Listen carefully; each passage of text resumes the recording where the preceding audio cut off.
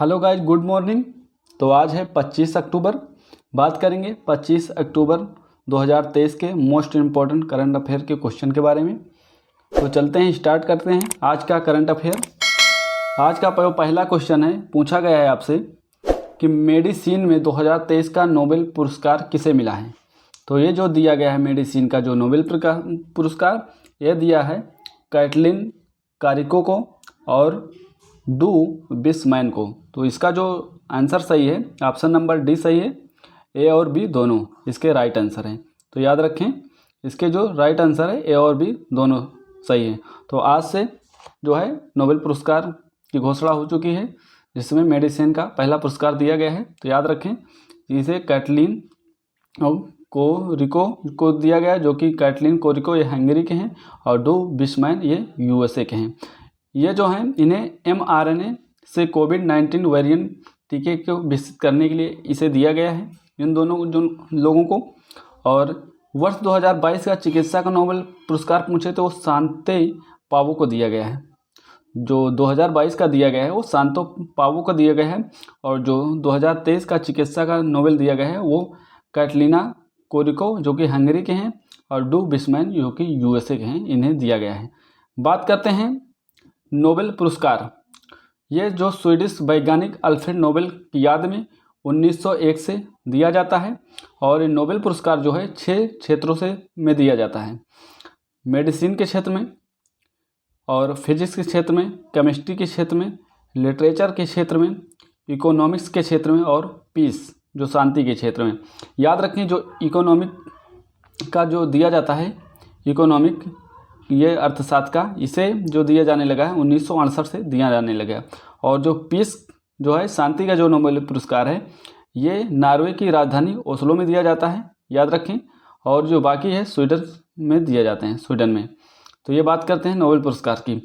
भारतीय व्यक्तियों जो प्राप्त की हैं नोबेल, उनके बारे में जान लेते हैं। जो भारतीय व्यक्ति हैं जिन्हें नोबेल मिल चुका है, पहले नंबर पे रविन्द्रनाथ टैगोर को दिया गया है साहित्यिक के लिए। 1913 में इन्हें पहले नोबेल पुरस्कार दिया गया है। और सर सीवी रमन को दिया गया है भौतिकी के लिए 1930 में। और हरबिंद खुराना को दिया गया है चिकित्सा के लिए 1968 में। और मदर टेरेसा को शांति के लिए दिया गया है 1979 में। और एस चंद्रशेखर को भी मिल चुका है। और अमर्त्य सेन जो है इकोनॉमिक्स का दिया गया है 1998 में। और बी.एस. नायपाल को जो दिया गया है साहित्य का दिया गया है 2001 में। और राजेंद्र कुमार पचौरी को शांति का जो दिया गया है 2007 में दिया गया है। और पी. रामाकृष्णन को दिया गया है रासायनिक के लिए नोबेल पुरस्कार 2009 में। और कैलाश सत्यार्थी को शांति का दिया गया है 2014 में। और अभिजीत बनर्जी को इकोनॉमिक्स का जो दिया गया है नोबेल पुरस्कार तो 2019 में दिया गया है। 2019 में अभिजीत बनर्जी को इकोनॉमिक्स में क्षेत्र में दिया गया है नोबेल पुरस्कार। तो इस बात को याद रखें, ये इंपॉर्टेंट कुछ फैक्ट थे भारत के लिए। क्वेश्चन नंबर 2 की बात करते हैं। हाल ही में इंडिया एजिंग रिपोर्ट 2023 किसने जारी किया है। तो ये जो जारी किया है, ये किया संयुक्त राष्ट्र जनसंख्या कोष ने। ऑप्शन नंबर इसका बी सही है, याद रखें, संयुक्त राष्ट्र जनसंख्या कोष इसका राइट आंसर है। संयुक्त राष्ट्र जनसंख्या कोष की स्थापना 1969 में की गई है, और इसका जो हेडक्वार्टर है वो न्यूयॉर्क में है। और ये जो रिपोर्ट में भारत में बुजुर्ग आबादी जो है वो 2036 तक बढ़कर 22.70 करोड़ हो जाएगी, और ये जनसंख्या का 14.9% होगा। तो इस बात को याद रखें। आगे बढ़ते हैं, रामबाण सीरीज में देख लेते हैं। विश्व खुशहाली सूचकांक आपसे बात करें तो ये भारत की इसमें रैंक 126 है। और वहीं पे विश्व शांति सूचकांक में भारत की रैंक 126 है। खुशहाली सूचकांक और शांति सूचकांक में भारत की रैंक 126 पे है। और ग्लोबल जेंडर गैप इंडेक्स की बात करें तो भारत की रैंक 127 है। लॉजिस्टिक परफॉर्मेंस इंडेक्स में भारत की रैंक जो है वो 38 है। और फायर पावर इंडेक्स में भारत की रैंक 4th है, और यूएसए इसमें पहले स्थान पर है। तो याद रखें। आगे बढ़ते हैं, क्वेश्चन नंबर 3 की बात करते हैं कि हाल ही में आयोगन 3304 जासूसी उपग्रह किसने लॉन्च किया है। तो ये जो लॉन्च किया है चीन ने लॉन्च किया है। ऑप्शन नंबर इसका ए सही है, याद रखें।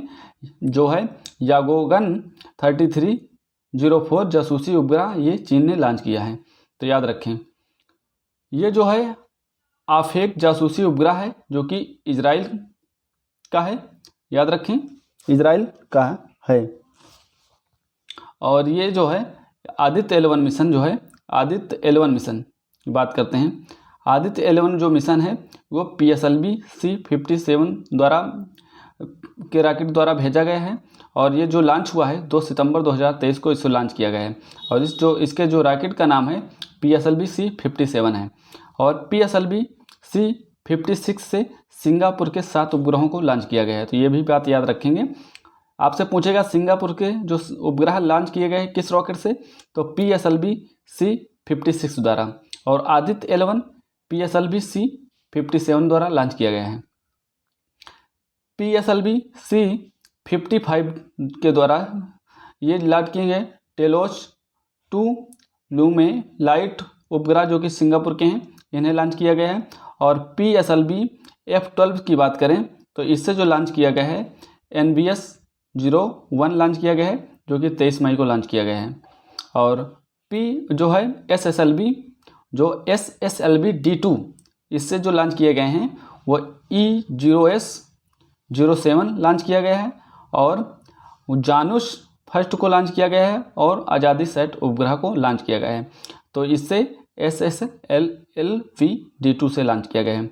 और बात करते हैं चंद्रयान 3 की, तो इसके रॉकेट का नाम था LBM-3M4 रॉकेट और ये 14 जुलाई को लॉन्च किया गया था।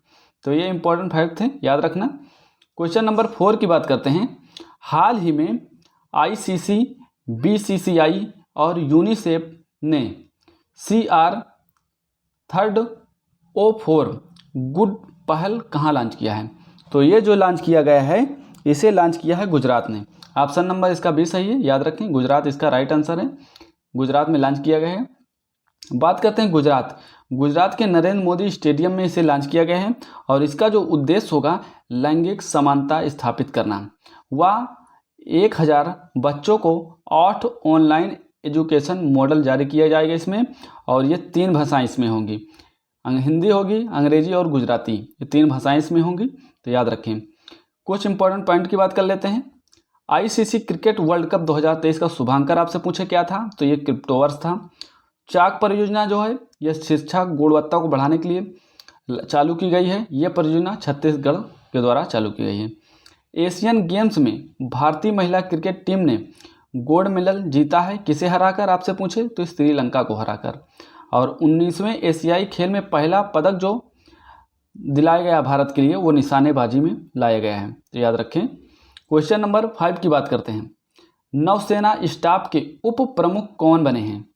नौसेना स्टाफ के जो उप प्रमुख बने हैं वो बने हैं तारुण सोबाती, याद रखें। ऑप्शन नंबर ए राइट है, तारुण सोबाती इसके राइट आंसर है। ये नौसेना स्टाफ के उप प्रमुख बनाए गए हैं। बात करते हैं भारतीय नौसेना के बारे में। भारतीय नौसेना की जो स्थापना हुई है 5 सितंबर 1612 में हुई। ईस्ट इंडिया कंपनी के मरीन के रूप में इसे स्थापित किया गया था। और स्वतंत्रता के बाद 1950 में इसे भारतीय नौसेना के तौर पर पुनर्गठित किया गया है।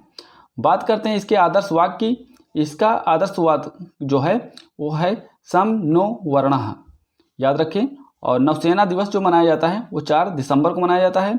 और नौसेना स्टाफ के जो प्रमुख हैं एडमिरल आर हरि कुमार नौसेना के प्रमुख हैं, तो याद रखें।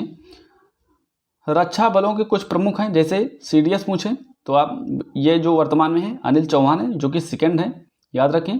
और बिपिन जो रावत हैं वो पहले CDS थे, याद रखें। थल सेना अध्यक्ष जो हैं वो है मनोज पांडे 29वें हैं। और वायुसेना अध्यक्ष विवेक राम चौधरी हैं। आपसे पूछे नौसेना के अध्यक्ष ये आर हरि कुमार हैं। और तटरक्षक बल के महानिदेशक जो हैं वर्तमान में वह राकेश पाल हैं। और NCC के महानिदेशक आपसे पूछे तो गुरबीर पाल सिंह हैं NCC के महानिदेशक। और पूछे सेना के जो इंजीनियर इन चीफ हैं वो हैं अरविंद वालिया, तो याद रखें। ये इंपॉर्टेंट कुछ रक्षा बलों से क्वेश्चन थे, तो याद रखें। चलते हैं आगे बढ़ते हैं क्वेश्चन नंबर 6 की ओर। हमारा 6 क्वेश्चन है, हाल ही में प्रधानमंत्री नरेंद्र मोदी ने गैस मेहसाणा भटिंडा गुरदासपुर पाइपलाइन का शुभारंभ कहाँ किया है? तो इसका जो शुभारंभ किया गया है ये किया गया है राजस्थान में। याद रखें, ऑप्शन नंबर इसका डी सही है, राजस्थान इसका राइट आंसर है। तो याद रखें, राजस्थान इसका राइट आंसर है। कुछ बात करते हैं रामबाण की। देखिए इसमें क्या लाया है, एशिया की सबसे बड़ी आपसे पूछे हेलीकॉप्टर निर्माण कंपनी कौन सी है, फैक्ट्री, तो यह है तुमकुर, ये कर्नाटक में स्थापित की गई है। और सिल्वर लाइन प्रोजेक्ट जो चलाए गए हैं वो केरल राज्य में चलाए गए हैं। और यूरिया गोल्ड जो लॉन्च किया गया है वो किया गया है सीकर, यह राजस्थान में है, यहाँ पे यूरिया गोल्ड को लॉन्च किया गया है। और लाडली बहना आवास योजना ये मध्य प्रदेश की योजना है। तो ये योजनाएं याद रखना। चलते हैं आगे बढ़ते हैं।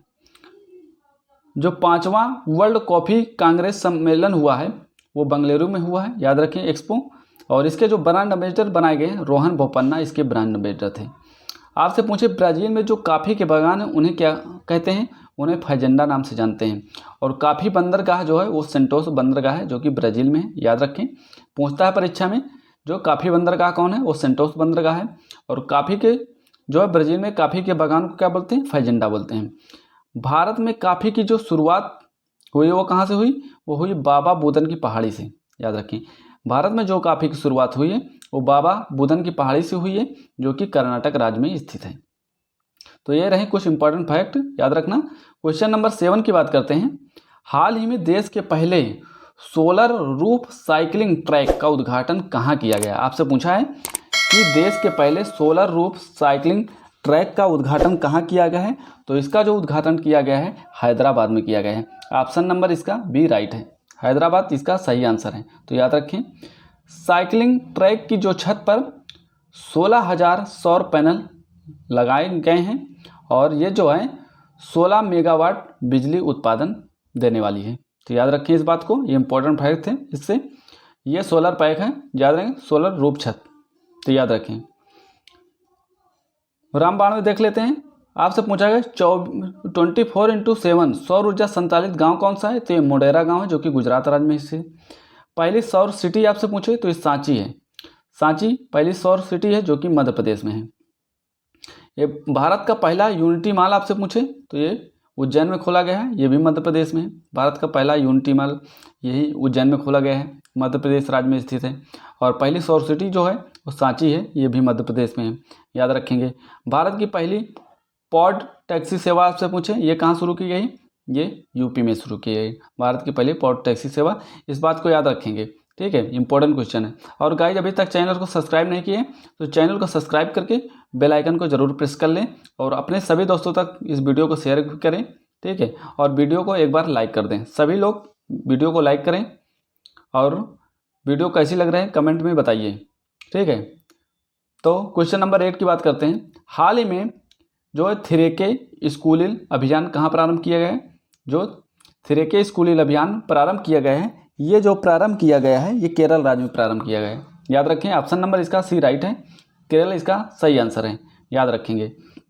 ये जो है थिरेके स्कूलिंग का अर्थ होता है बैक टू स्कूल, मतलब छुट्टी वाले दिन सरकारी स्कूलों को क्लास लेना पड़ेगा, याद रखें। छुट्टी वाले दिन सरकारी स्कूलों में क्लास लगाना पड़ेगा, तो इसका यही अर्थ है back to school. One world TV summit आपसे पूछे कहाँ पे हुई? तो ये हुई वाराणसी में जो उत्तर प्रदेश में है। और G20 कला प्रदर्शनी ये पटना में हुई है, बिहार राज्य में। और इसकी जो थीम थी टुगेदर वी आर्ट, इस बार इसकी थीम थी। और ग्रीन बॉन्ड जारी करने वाला पहला नगर निगम हमसे पूछे तो ये जिला गाजियाबाद है, ग्रीन बॉन्ड जारी करने वाला। आप कमेंट बॉक्स में ये बताइए कि ग्रीन बॉन्ड जारी करने वाला दूसरा नगर निगम कौन सा बना है, इस बात को बताइए, कमेंट बॉक्स में आंसर दीजिए। चलते हैं आगे बढ़ते हैं क्वेश्चन नंबर 9 की ओर। हमारा 9 नंबर क्वेश्चन है, हाल ही में सीमा सड़क संगठन के प्रमुख पद पर किसे नियुक्त किया गया है? तो ये जो नियुक्त किया गया है सीमा सड़क संगठन के प्रमुख पद पर, ये नियुक्त किया गया है रघु श्रीनिवासन को। ऑप्शन नंबर इसका सी सही है, रघु श्रीनिवासन इसका राइट आंसर है, याद रखेंगे। रघु श्रीनिवासन जो है ये 28वें क्रम के हैं और राजीव चौधरी के स्थान पर ये नियुक्त किए गए हैं। और आपसे पूछे BRO की सड़क संगठन जो है BRO सीमा सड़क संगठन, इसकी स्थापना कब हुई है? तो इसकी स्थापना हुई है 7 मई 1960 को और ये रक्षा मंत्रालय के अधीन आता है। और इसका जो ध्येय वाक्य है BRO का वो है जो है श्रमेण सर्वम संध्याम। याद रखें, इसका जो ध्येय वाक्य है इस बात को याद रखेंगे। कुछ प्रमुख पॉइंट है देखते हैं। प्रेस ट्रस्ट ऑफ इंडिया, इसके जो नए अध्यक्ष बनाए गए हैं वो KN शांता कुमार को बनाए, अभी हाल ही में नियुक्त किए गए। मैं आपको पढ़ा भी चुका हूँ इस बारे में। और आपसे पूछे PIB के वर्तमान में हेड, ये मनीष देसाई बनाए गए हैं इन्हें। और बार्क के वर्तमान हेड जो भाभा एटॉमिक रिसर्च सेंटर है, इसके जो वर्तमान में हेड हैं वो है विवेक भसीन। और विधि आयोग के जो 22वें अध्यक्ष बनाए गए वो ऋतुराज अवस्थी को बनाया गया है। ऋतुराज अवस्थी को बनाया गया है, तो याद रखें। चलते हैं आगे बढ़ते हैं क्वेश्चन नंबर 10 की ओर। क्वेश्चन नंबर 10 में कहा गया है कि एक बल एक जिला नीति कहाँ लागू की गई है? जो एक बल एक जिला नीति लागू की गई है वो की गई है मणिपुर राज्य में। याद रखें, ऑप्शन नंबर बी राइट है। एक बल एक जिला नीति मणिपुर राज्य में लागू की गई है, तो इस बात को याद रखेंगे। आगे बढ़ते हैं, बात करते हैं मणिपुर। ये मणिपुर हिंसा में जांच समिति का जो अध्यक्ष बनाया गया था वो जस्टिस अजय लामा को बनाया गया है। और मणिपुर हिंसा में शांति समिति का जो अध्यक्ष बनाया गया था वो अनुसुईया उइके को बनाया गया था। आपसे पूछे सिविल 20 का जो आयोजन कहाँ किया गया था? ये जयपुर में सिविल 20 का आयोजन किया गया था। हर घर गंगा जल जो परियोजना है ये बिहार राज्य की परियोजना है, याद रखें। बिहार राज्य द्वारा शुरू की गई परियोजना हर गंगा जल परियोजना है, तो याद रखें। वहीं पर पूछे मुख्यमंत्री संपूर्ण पुष्टि योजना कहाँ की है? तो ये है उड़ीसा राज्य की। उड़ीसा राज्य की ये योजना है, तो याद रखेंगे। तो गाइस आज का वीडियो कैसा लगा? कंटेंट पसंद आया हो वीडियो को लाइक करें और अपने सभी दोस्तों को शेयर करें। तो मिलते हैं नेक्स्ट वीडियो में। आज के लिए इतना ही। जय हिंद, जय भारत।